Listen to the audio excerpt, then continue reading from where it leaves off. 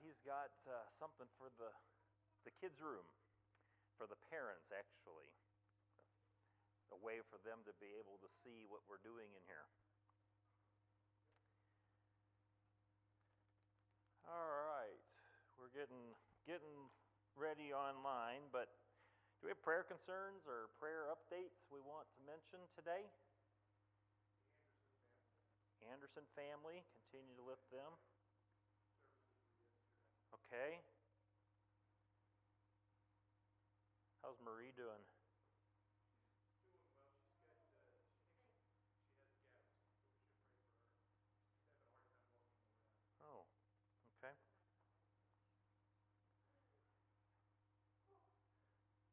Gout is in the foot, is it not? Yeah. Okay.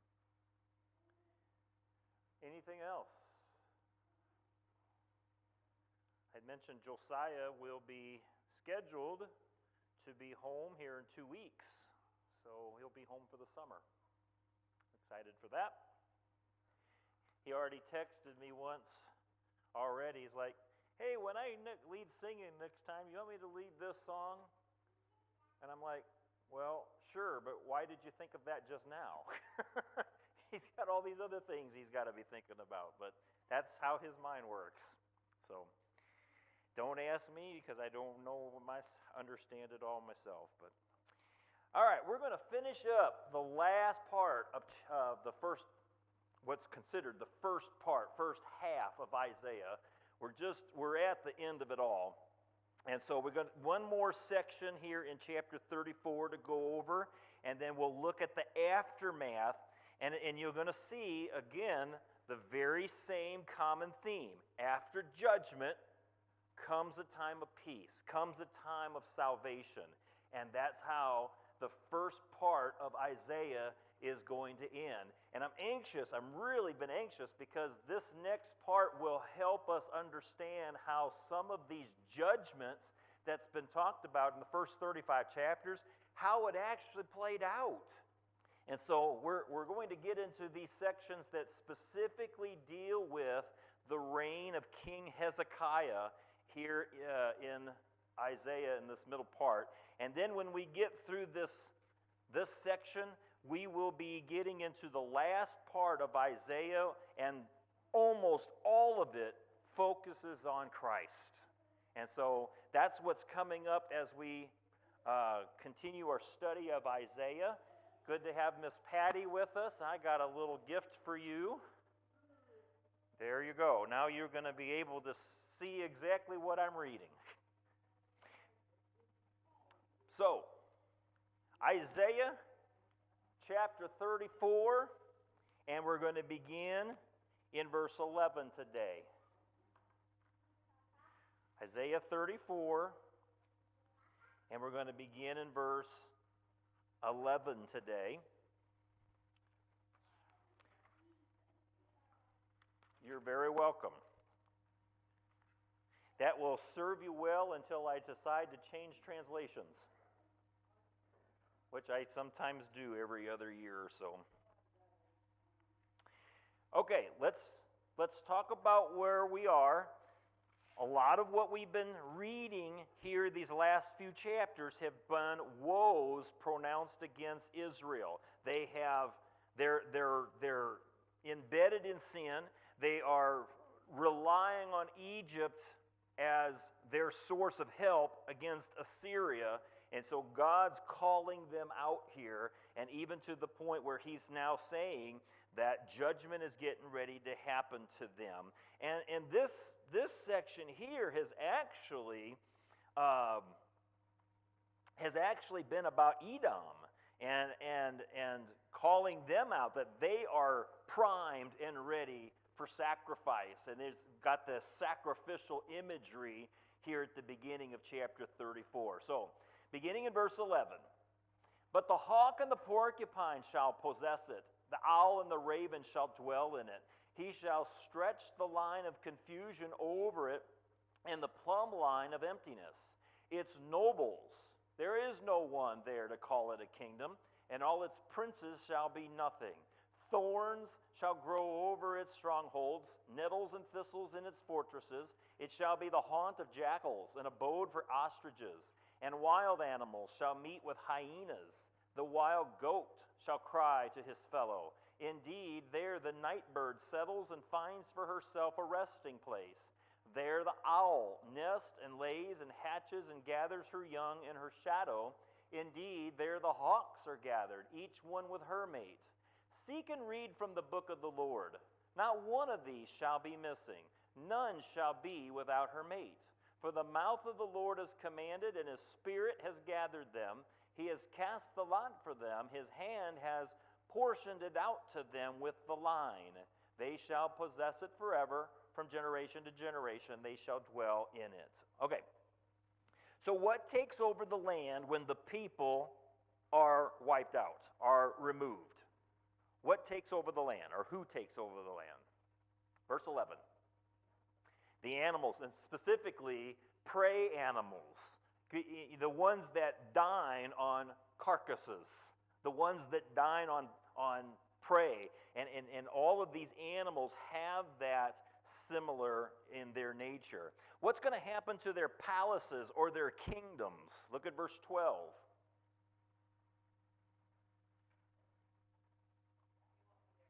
They're not going to be there anymore. They're going to be wiped out. And that's important to understand, that when your kingdom is, or your palaces is wiped out, that's the center or the heart of the city.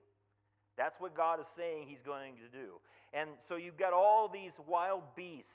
You've got jackals, ostriches, hyenas, birds, specifically owls and hawks, which talks about a land of desolation.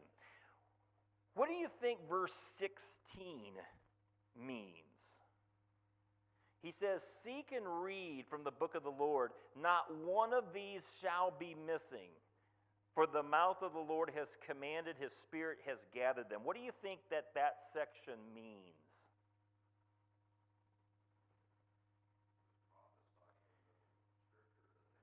Okay. That's partially correct. It's prophesied. What else might it mean in addition to that? Not one of these shall be missing. The mouth of the Lord has commanded it.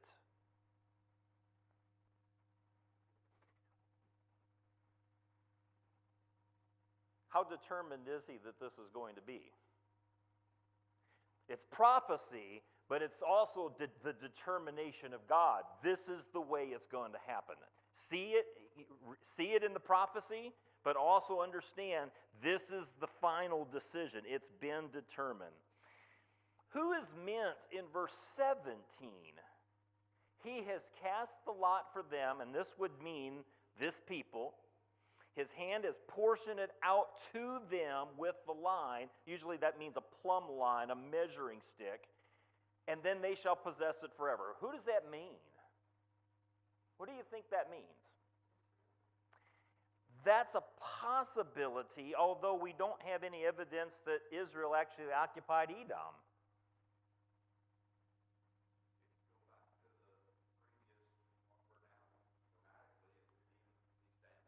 Yeah, and I think that's actually the context of it. The animals will possess it forever. And Edom is actually, it's a historical place to go look at, but there's not a dwelling place that lives there and is occupied there. So I think the reference goes back to all of these animals that are now in possession of this land. So this is the judgment. We've come to the end of all the judgment passages, but there's one section left. And this talks about the aftermath of judgments. Look at chapter 35. The wilderness and the dry land shall be glad. The desert shall rejoice and blossom like the crocus. It shall blossom abundantly and rejoice with joy and singing. The glory of Lebanon shall be given to it, the majesty of Carmel and Sharon. They shall see the glory of the Lord, the majesty of our God. Strengthen the weak hands and make firm the feeble knees. Say to those who have an anxious heart, be strong, fear not. Behold, your God will come with vengeance, with the recompense of God. He will come and save you. Then the eyes of the blind shall be opened, the ears of the deaf unstopped. Then shall the lame man leap like a deer, and the tongue of the mute sing for joy. For waters break forth in the wilderness, and streams in the desert. The burning sand shall become a pool, and the thirsty ground springs of water. In the haunt of jackals where they lie down, the grass shall become reeds and rushes, and a highway shall be there, and it shall be called the way of holiness. The unclean shall not pass over it. It shall belong to those who walk on the way. Even if they are fools, they shall not go astray. No lion shall be there, nor shall any ravenous beast come up on it. They shall not be found there. But the redeemed shall walk there, and the ransomed of the Lord shall return and come to Zion with singing. Everlasting joy shall be upon their heads. They shall obtain gladness and joy, and sorrow and sighing shall flee away. Who's going to have joy here? Look at verses 1 and 2.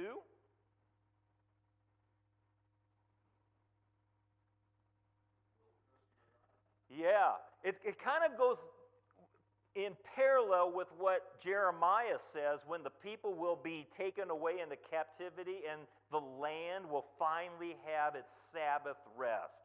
70 years of Sabbath rest that was not allowed it to have. And it's kind of that idea. Now what's remaining, the dry land, the wilderness is now rejoicing here. What encouragement is given in verses 3 and 4?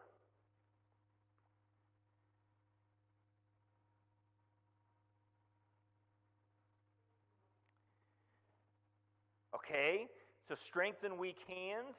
What else? Okay, not to be fearful. God's coming. He is going to save you. So here's a message to the weak, the people, probably the remnant. And it says, God sees your anxiousness. God understands your weakness, and He is coming. And He is coming for the purpose to rescue you. In what ways will God save them? Look at verses 5 and 6. He will give sight to the blind. He will allow the deaf to hear. The mute will begin to speak. The lame person will jump up like that of a deer. Can you think of a time in Bible history where this thing was an actual literal happening? The entire ministry of Jesus. The sight was restored. The people that could not hear could now hear. People who were lame could get up and walk. This is, I think, a great prophecy of what Jesus would bring to the remnant that is left of God's people. What's going to happen to the land, 7 and 8? What's going to happen first? Look at verse 7. This was a place that was desolate. It was, just a desert, had jackals there. What's it become now?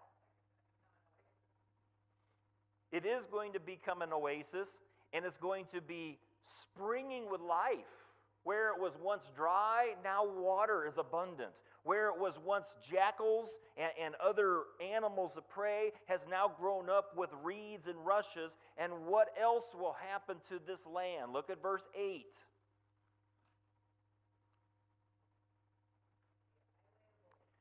Yes, a highway that's designated for holy people to come to the land. What about people that are unclean?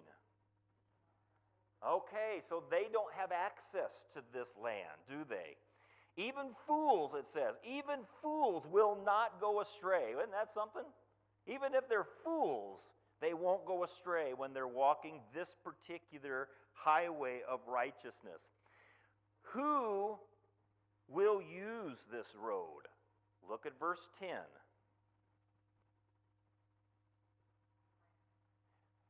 the ransom, the redeemed. We're talking about the people that have been redeemed from God, right? They're coming through using this highway. They are a people of righteousness. And what will be their emotion? Verse 10. Singing. What emotion do you have when you're singing? Usually joy, and it certainly is that here because it even says that. Everlasting joy shall be upon their heads. They shall obtain gladness and joy. What happens to sorrow and sighing? They're no more there. So this is the picture that Isaiah closes the first part of his book with. Isn't that a pretty awesome picture? And we know that a lot of this was fulfilled through Christ Jesus. Let's go to Glenda first and then to Cal.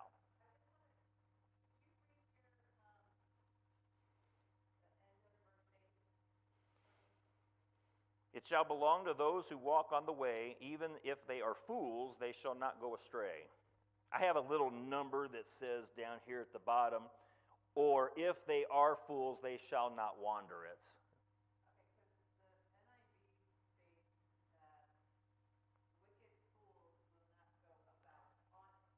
Okay. You know what?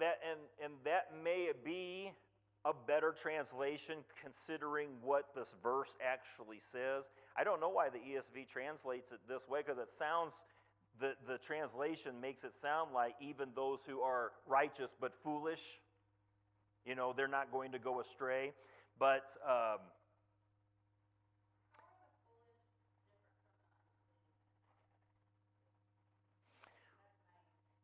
foolishness doesn't necessarily mean sinfulness. Foolishness could simply mean not being aware of something, not understanding something. Maybe ignorant would be a better way of suggesting. If you're ignorant, doesn't mean you're dumb and stupid. It means that you don't understand. But Glenda's NIV may translate this better because I think what you have is parallel opposites. It shall belong to those who walk in the way, and the fools probably have no part. What do other translations say with that verse, that part of that verse? What does King James say? The second part of 8.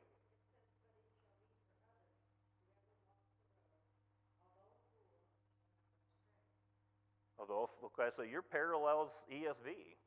So, yeah, it's the idea here is that this road of righteousness is being traveled by those who are righteous. That's what the main part of this. Do you have other translations, Cal, or did you have a comment?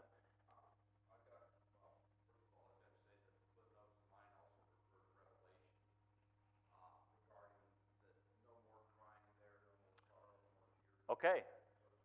Okay. So parallel with the Revelation. Uh-huh.